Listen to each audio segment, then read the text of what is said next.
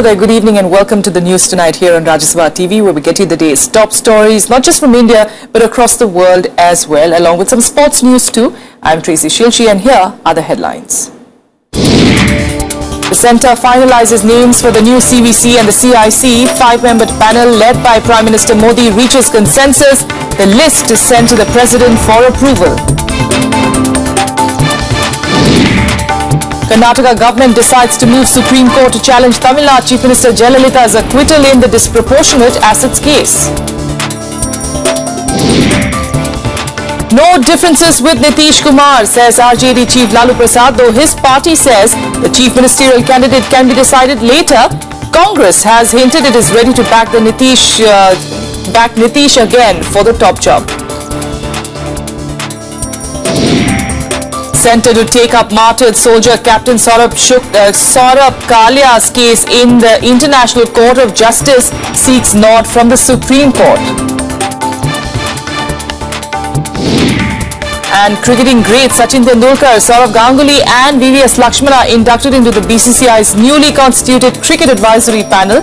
They are mandated to guide the board in all matters related to the game.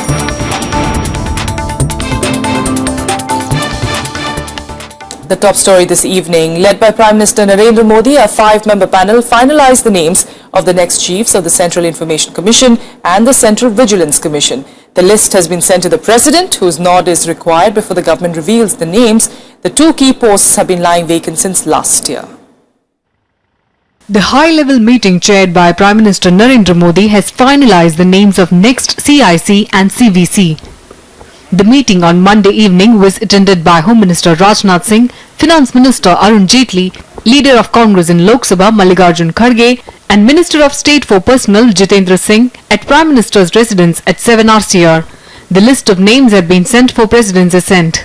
Meeting for CIC and CVC and the matter was discussed and some names were recommended to President of India. And after receiving that, the final list will be announced by President of India. The last meeting of the panel held last week had remained inconclusive. Chief Information Commissioner Rajiv Mathur completed his tenure in August last year, while Central Vigilance Commissioner Pradeep Kumar retired in September in 2014. The 2 posts have been lying vacant since then. The opposition parties had slammed the government for the delay in the appointment of the CVC and CIC. Many RTI activists also questioned the delay, but today's decision has paved the way for the appointment of the chiefs of CIC and CVC. Reporting from Delhi, Kriti Mishra for Rajya Sabha Television. In other news, the Karnataka government has decided to appeal against the High Court verdict acquitting Tamil Nadu Chief Minister Jayalalitha in the disproportionate assets case. It will now file a special leave petition in the Supreme Court. Jayalalitha was acquitted last month of all corruption charges in a 19-year-old case, following which she returned as the Chief Minister of the state. The Karnataka government will challenge the High Court verdict which acquitted Jayalalitha in a corruption case last month. On the advice of the state's Advocate General, the Karnataka cabinet decided to move Supreme Court on the matter. The special prosecutor appointed on the direction of the Supreme Court has given an opinion positively to file an appeal against the acquittal of the Jayalalitha. Likewise, even the Advocate General and the Law Department, all the 3 have concurred with the opinion of the special prosecutor, and now today the cabinet has decided to file an appeal against the acquittal order. Only point is there is reversing judgment. Trial court has taken one view, appellate court has taken another view. Now the government has decided to file an appeal. The matter will finally be decided by the Supreme Court. The High Court had earlier acquitted Jayalalitha of all charges in the disproportionate assets case. 3 other convicts, including her close aide Sasikala Natarajan, were also given a clean sheet by the High Court. The fresh legal challenge comes 9 days after Jayalalitha returned as the Chief Minister of Tamil Nadu.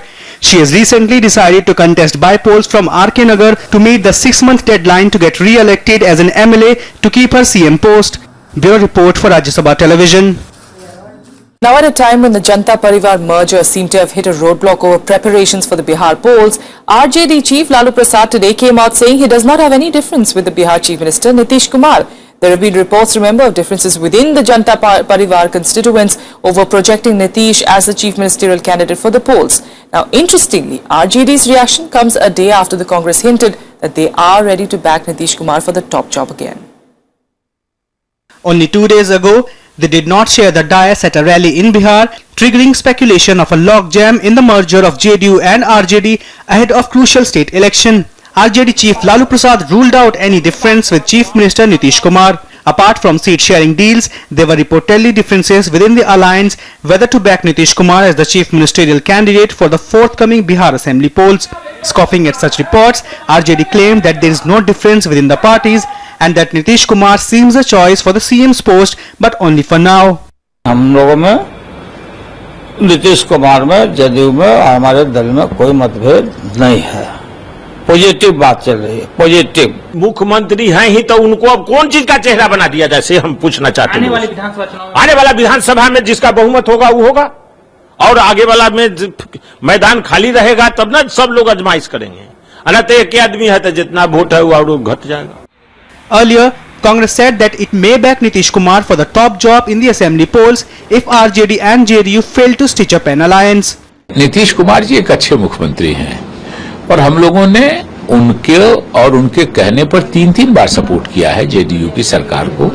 जब नीतीश जी मोदी जी से अलग हुए उस समय भी हमने उनको support किया, नीतीश कुमार जी को। जब उन्होंने जीतन राम मांझी जी को अपना उत्तराधिकारी बनाया तब भी हम लोगों ने उनको सपोर्ट किया, और फिर जब नीतीश जी दोबारा मुख्यमंत्री हुए तब भी हम लोगों को सपोर्ट किया। हमारी नजर में नीतीश जी एक अच्छे मुख्यमंत्री हैं और स्वाभाविक रूप से अच्छे मुख्यमंत्री नहीं होते तो हम उनको सपोर्ट कैसे करते। The Janata Parivar was formed in order to come up as a strong alternative to BJP in Bihar. It remains to be seen whether RJD and JDU emerge united to fight as a unit in the Bihar polls under the Janata Parivar banner. Bureau report for Rajya Sabha TV. President Pranab Mukherjee is in Sweden on the first leg of a two-nation tour. He met members of the Indian community in Stockholm this morning ahead of bilateral meetings with the leadership. Here's more.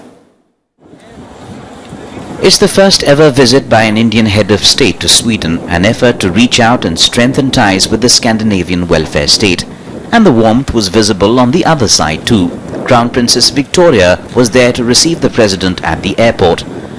Scandinavian-style pageantry continued, with King Carl XVI Gustaf and Queen Sylvia receiving him at the Royal Mews, from where he was taken on a horse-drawn cortege to the Royal Palace for the ceremonial welcome.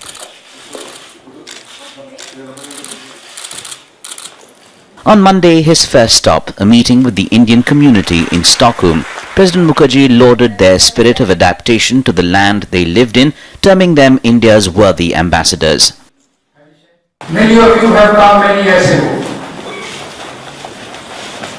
We had economic relationship with Sweden in the early part of the last century. Many Swedish companies were established in India. India is looking at building bridges in key areas during President Mukherjee's visit.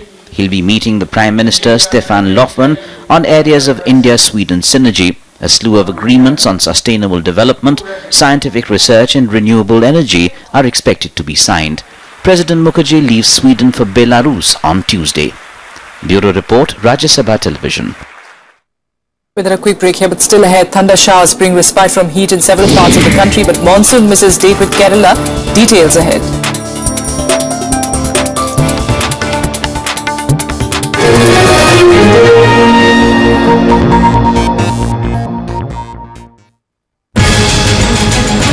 The Teesta water sharing deal with Bangladesh held back yet again after high hopes that Modi's Dhaka visit would seal it. Why the pullback this time? Watch the big picture at 9:30 p.m. on Rajya Sabha Television.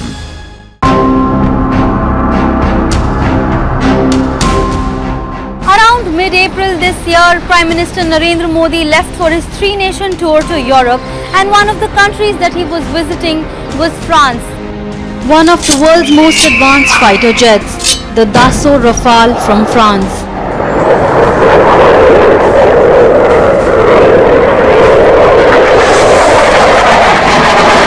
India signed up to buy 36 of these planes.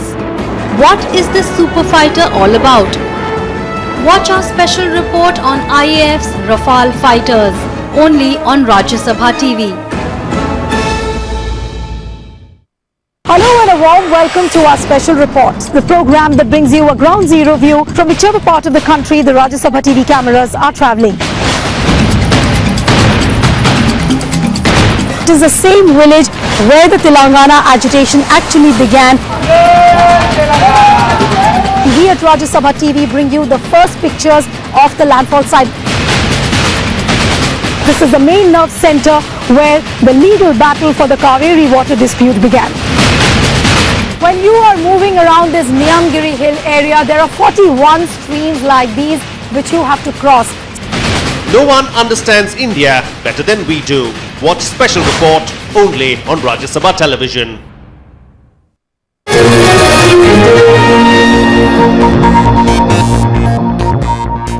Welcome back. Let's now get you the latest developing story now. External Affairs Minister Sushma Swaraj has assured that the government will seek the Supreme Court's permission to move the International Court of Justice on Captain Saurabh Kalia's case. He was brutally tortured and killed in captivity by Pakistani forces during the Kargil War in 1999. For the parents of martyred Indian soldier Captain Saurabh Kalia, it's a day of new hope to get justice for their son. External Affairs Minister Sushma Swaraj has said that the government is willing to move the International Court of Justice against Pakistan. Kalia was brutally killed during the Kargil War 16 years ago. हमारी सरकार ने इस मत पर पुनर्विचार किया है और ये कहा है कि सौरभ कालिया को जिस तरह की यातनाएं दी गई वो एक अपवाद स्वरूप स्थिति निर्मित करती है, एक्सेप्शनल सर्कमस्टांस है। तो इसलिए हम सुप्रीम कोर्ट में अपना हलफनामा बदलें और ये कहें, सुप्रीम कोर्ट से पूछें कि इन प्रावधानों के रहते हुए भी क्या भारत इस तरह के अपवाद स्वरूप स्थितियों में इंटरनेशनल कोर्ट ऑफ जस्टिस में जा सकता है, और यदि सुप्रीम कोर्ट हाँ करेगा तो हम अंतर्राष्ट्रीय court of justice, international court of justice में इस मसले को ले जाएंगे। Sushma Swaraj's statement came after the reports that the government was not likely to change its stand in the case. The previous UPA regime had taken a decision not to move the international court. The family is now waiting for a concrete step from the government. It is of course sad and unfortunate that the government of India is not thinking or taking any concrete step in this direction. इस मामले में सरकार को सारी चीजें देखनी पड़ती हैं और देखने के बाद जो है इसका निर्णय लेते हैं कि कोई मतलब इंटरनेशनल कोर्ट में जाने से कोई लाभ है कि नहीं है।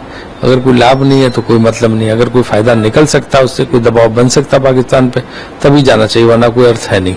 I am not a legal expert. Why the government, whether it was UP or now the NDA, is not able to take the case to International Court of Justice, there may be some legal implications which only legal expert can comment on. If it amounts to our putting the Kashmir issue back into the international arena, then I can understand the government's hesitation. Captain Kalia and 5 other soldiers were captured alive by Pakistani troops when they had gone out for patrol duty in Kaskar area of Kargil. Their mutilated bodies were handed over to Indian side after 15 days.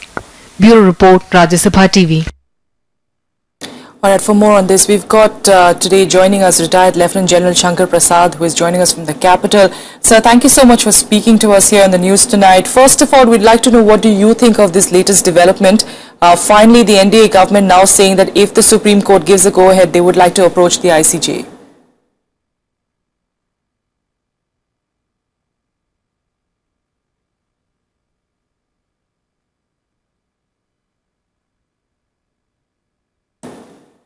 First of all, let me say very categorically that it's a very emotional issue and it's been going on for the last 16 years.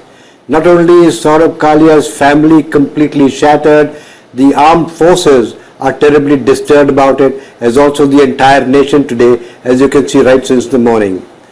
Not only is Saurabh Kalia's issue, it's about the issue of beheading of a soldier about a year ago as a line of control. You're very familiar with it.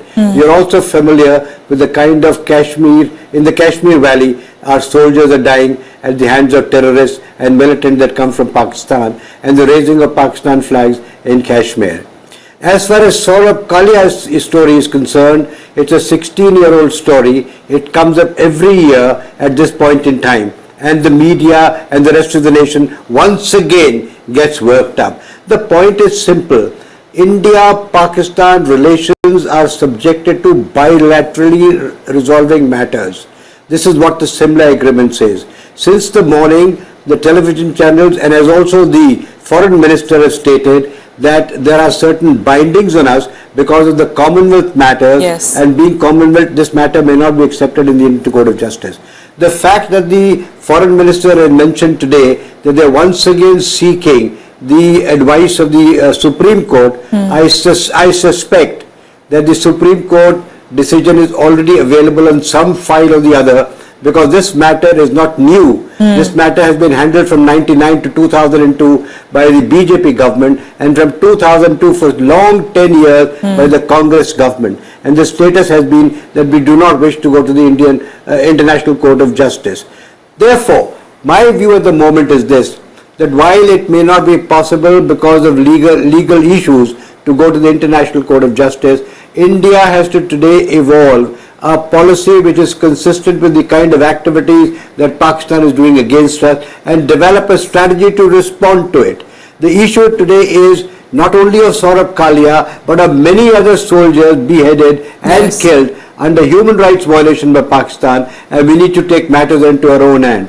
Under Simla Agreement, we need to bring Pakistan to its books to say that we resolve matters bilaterally. We have the issue of Lakwi, we have the issue of Dawood Ibrahim, we have the issue of Hafiz Saeed, we have the issue of Saurabh Kalia, we have the issue of people who have been beheaded, we have the issue of Mumbai, we have the issue of so many terrorist incidents, we have the incidents of all kinds of activities taking place in Kashmir for the last 20 years. Can we all package them together and produce before Pakistan as to what exactly are they expecting? India needs to show its strength. India needs to show its strategy. I am not suggesting that we go to war, but we need to develop a strength which will be deterrent enough to Pakistan from resisting such activities. That is the critical point today. Saurabh Kalia is an emotive issue for the Indian Army, emotive issue for all citizens of India today. But so are many other issues. Can we now know exactly how particular government, I don't know which government are we talking about. It doesn't matter whether it's UP or the BJP. Incidentally, the last 10 years, we have reduced our status against Pakistan to such a level that perhaps the current government will find it difficult to come back to a level where it can really confront Pakistan. Therefore, nobody should make it political, neither the BJP nor the Congress party. The matter is national. We have to make sure that we are not shamed. It's about national pride.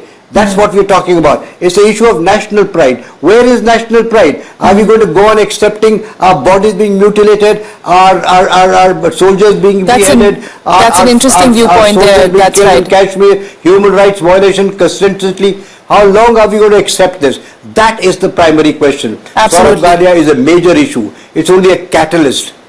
General Shankar Prasad, thank you so much for joining us, giving us a viewpoint really on this sensitive issue. Like you're pointing out, it's an emotive issue for all of us Indians here. Perhaps in bilateral relations, India having to show its gut in some bigger way possible. It's not just the NDA government now, from perhaps 1999, NDA, UPA 1, UPA 2, now NDA 2, and we have to see what eventually happens. Is it the international attention that is perhaps going to make some difference between India and Pakistan relations as far as how things are on the border? We'll have to wait and see. That's one piece of news that we'll be, of course, tracking regularly. Thank you so much, General Prasad, for joining us this evening. Meanwhile, let's quickly get you through some quick national news updates that we are tracking. Pakistan violated the ceasefire at two places in Jammu and Kashmir today. BSF troops also retaliated, but a BSF constable was injured following unprovoked outbursts of firing from the Pakistani side. 3 terrorists were killed in an infiltration attempt. A search operation is underway for a fourth militant who is believed to have escaped.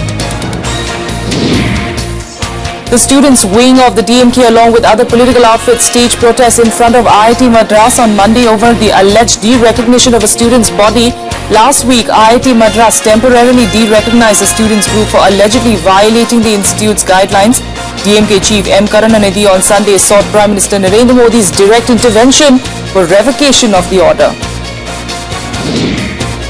The trial bus service on the Kolkata-Dhaka-Agartala route started from Salt Lake International Bus Terminal in Kolkata this morning. A 10-member delegation led by the IG of the West Bengal Police is travelling in the bus.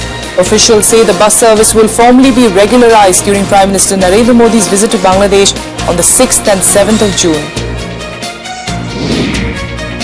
Food Safety and Standards Authority of India is testing more samples of instant noodles, Maggi, collected from different states. A complete report on the test is expected in the next few days. Meanwhile, the government said that brand ambassadors for Maggi will also be liable for action if advertisements are found to be misleading. This could potentially land actors Madhuri Dixit and Amitabh Bachchan in trouble. Alright, now let's get to the latest on the weather front. Monsoon has missed its usual date of 1st of June with India, and the Met Department says it may arrive on the southern Kerala coast in the next 4 to 5 days. However, scattered rain in many parts of northern India, including Delhi and also in some parts of Andhra Pradesh, brought relief from the intense heat for the past few weeks. But of course, there's no respite for other southern states yet. After weeks of intense heat wave, pre-monsoon rains provided some respite in Andhra Pradesh, where over 1,000 people have died in the last 2 weeks. Parts of the state received rain since Sunday night, bringing down the temperature slightly. Several parts of Rayalaseema and few areas in coastal Andhra Pradesh received rains. Many parts of the northern states also got much-awaited relief from blistering heat. Scattered rains brought down temperatures at many places, including the national capital and many places in Uttar Pradesh. Pre-monsoon activities also in full swing over northeast India. अगर और बारिश होगी तभी राहत मिलेगी, अभी तो उमस टाइप की चल रही है। फिलहाल मौसम कैसा? लेकिन मौसम थोड़ा सा खुशनुमा लग रहा है, ठीक लग रहा है। बहुत राहत है पहले से, और अगर ऐसे ही रहा तो 1-2 दिन में लोगों को काफी राहत मिलने वाली है। However, the heat wave conditions continued in Telangana, with almost all towns recording maximum temperature of over 40 degrees. The monsoon was expected to hit the Kerala coast by 30th of May, but weather officials say that there is no hope of it before 4th or 5th of June. गर्म कम हो गया है, क्योंकि मौसम विभाग ने पहले भी बताया था कि थंडरस्टॉर्म होंगे और बादल छा जाएंगे WD की वजह से, और तापमान में गिरावट आ जाएगी, हीट वेव अवेट हो जाएगी। वही बिल्कुल हुआ है। वो मानसून में अब पॉजिटिव डेवलपमेंट हो गया है और 5 जून के आसपास मानसून आ जाएगा। The Agriculture Ministry has put in place contingency plans for about 580 districts to meet any exigencies arising due to a delay in the annual rains. The monsoon typically covers half of the country by mid-June and the entire country by mid-July, helping farmers to plant summer crops such as rice, soybean, cane and cotton. Bureau Report, Rajya Sabha TV. International Newsline. Amid rising US-China tensions in the South China Sea, the US and Vietnam have signed a military deal to strengthen ties. US Defense Secretary Ashton Carter, who's in Vietnam, renewed the call to end island building in the South China Sea. Carter is on an 11-day trip to the Asia-Pacific region to focus on maritime security in the region in the backdrop of what's seen as China's aggressive posturing. $18 million assistance to Vietnam to help procure Coast Guard patrol vessels. The first signal of a rising US-Vietnam military relationship. A pointer also at an effort to tilt the balance in the region. US Defense Secretary Ashton Carter, who is visiting the Asia-Pacific region, also took up Vietnam's intentions on island building in the South China Sea. Vietnam insists the move is not strategically motivated. Các cái đảo nổi thì chúng tôi chỉ có kè lại xung quanh thôi, để cho nó không bị xói lở. Vì sóng nó đánh cái năm này thì lở này ở chỗ này thì nó lại bồi ở chỗ kia, thì chúng tôi kè kín nó lại để đảm bảo cho người dân cũng như là các cái lực lượng đóng quân quản lý trên đảo là có cuộc sống nó được an toàn. Even as the US is amassing support among the Asian nations against Chinese ambitions in the South China Sea, China stands adamant on its stand that construction work on disputed islands is completely legal. A Chinese admiral even said that the country may add a defense zone over the disputed waters. For the US, the Chinese claims come as baying for a fight. The United States opposes militarization and the creation of tensions in the South China Sea. Even though we are not a claimant to the South China Sea, we, like every other country in Asia and really around the world, have an interest in freedom of navigation, freedom of the seas, and peaceful resolution. Ashton Carter is on an 11-day trip to Asia-Pacific region to focus on maritime security among the Asian nations amid concerns over China's massive island-building effort. Reports suggest that China has added 2,000 acres of land in about 18 months. Bureau Report, Rajya Sabha TV. On to cricket now, and after weeks of speculation, Sachin Tendulkar, Saurav Ganguly and VVS Lakshman have agreed to be on the BCCI's advisory committee. BCCI Secretary Anurag Thakur confirmed this today. However, it's still not clear when they will start working with the team. Former Indian captains Sachin Tendulkar, Saurav Ganguly and batsman VVS Lakshman joined the BCCI in a newly constituted advisory panel to guide the board in all matters related to the game. Spelling out their role in the committee, the BCCI said the three legends' guidance will be sought in preparing the national team for grueling overseas assignments, besides strengthening the domestic structure. We would like to take their services to strengthen the domestic cricket and also to improve our overseas performance. Their role will be very important. They are very valuable. They are the legends of cricket, and I am sure with their presence in the BCCI, especially as an advisory role, I think it's going to be very important for the BCCI. I've just come to know about the advisory committee, that's all. Rest I don't know. I don't even know what is the role of advisory committee. With the Troikas roped in by the board, there is now a question mark over Ravi Shastri's role in the team. The former all-rounder was India's team director during the World Cup. However, it is still not clear if any of the three panelists will accompany the Indian team to the tour of Bangladesh. The team flies out to Dhaka from Kolkata on 7th of June. Bureau Report to Rajya Sabha TV. And now let's get you some sporting action in Sports Beat. Defending champion Maria Sharapova crashed out of the French Open women's singles today. She went down in straight sets to Czech Lucy Sarafova in the fourth round. In the other match, world number one Serena Williams survived a scare for compatriot Sloane Stephens to advance to the quarterfinal. Serena came back from a set down to win 1-6, 7-5, 6-3. In the men's singles, third-seeded Andy Murray beat France's Jeremy Chardy to reach his fifth French Open quarterfinal. Indian archer Deepika Kumari outclassed Korea's Chang Hae-jin and clinched the bronze medal in the women's recurve event at the Archery World Cup. Deepika defeated the South Korean in straight sets to come up with a clean performance. Earlier, she put up a brave fight in the semi-finals but was denied a place in the final by Olympic gold medalist Kibo Bae of Korea. Five-time winners Brazil defeated Nigeria 4-2 in the opening game of the FIFA Under-20 World Cup in New Zealand. Brazil took just 5 minutes to get on the board with a close-range shot by Gabriel Jesus. Striker Julivan scored twice and helped Brazil claim victory. In another match, Germany outclassed Oceania champion Fiji 8-1 in the opening round. Hani Mukhtar scored in the 3 goals as Germany raced to a 6-0 lead at half-time. Brazilian soccer great Pelé joined his former club, the New York Cosmos, on a goodwill mission to Cuba. Speaking to reporters, Pelé reaffirmed his support for FIFA President Sepp Blatter after he began his 5th term amid corruption scandals. Earlier in March, Pelé publicly came out in support of another term for Blatter as the head of FIFA. That's all we have for you on the news tonight. Thanks so much for joining us.